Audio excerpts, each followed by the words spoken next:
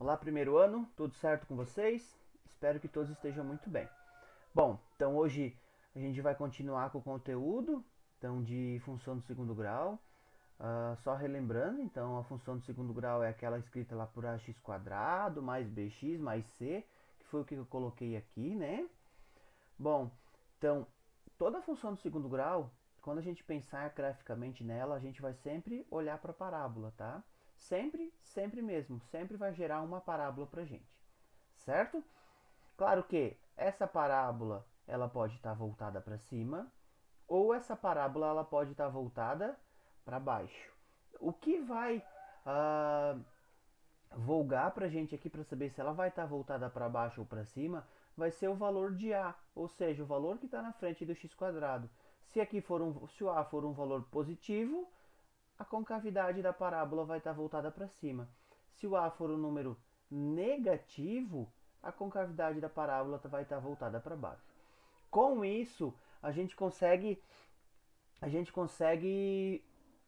ver que aqui, ó, quando ela tem a concavidade dela tá voltada para cima, a gente vê que ela vai ter um ponto aqui, certo? Que ponto que é esse? Ela vai ter um mínimo aqui.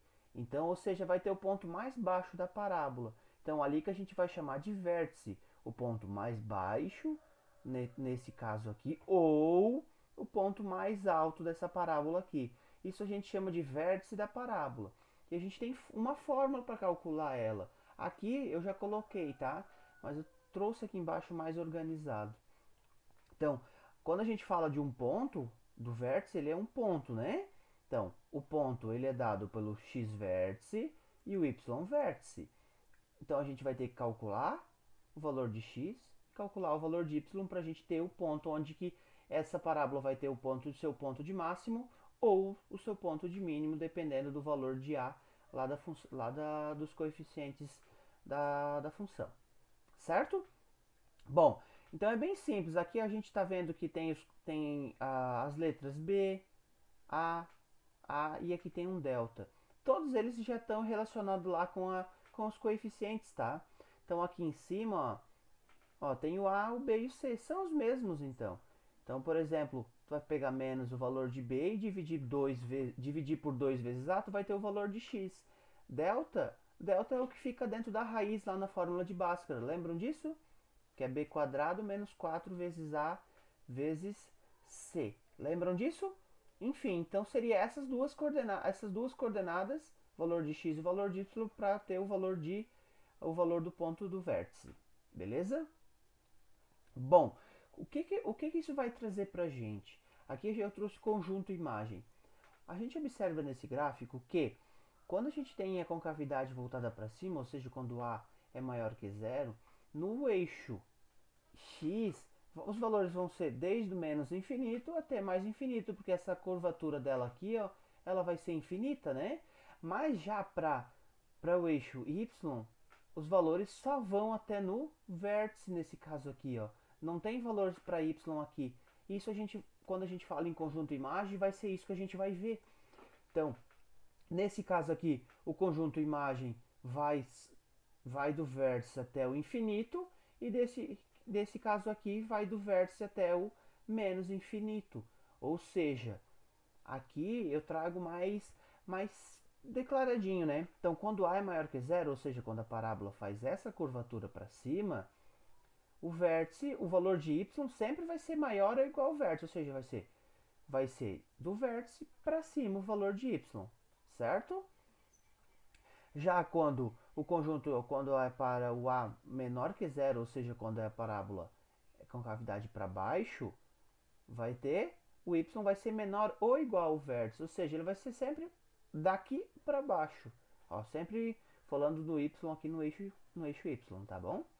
Bom, então, um exemplo aqui, quando a gente for calcular, por exemplo, o vértice da função x quadrado mais 2x menos 3, a gente vai chegar num y vértice igual a menos 4. Ou seja, aqui eu coloquei o gráfico dessa parábola, né? Dessa função.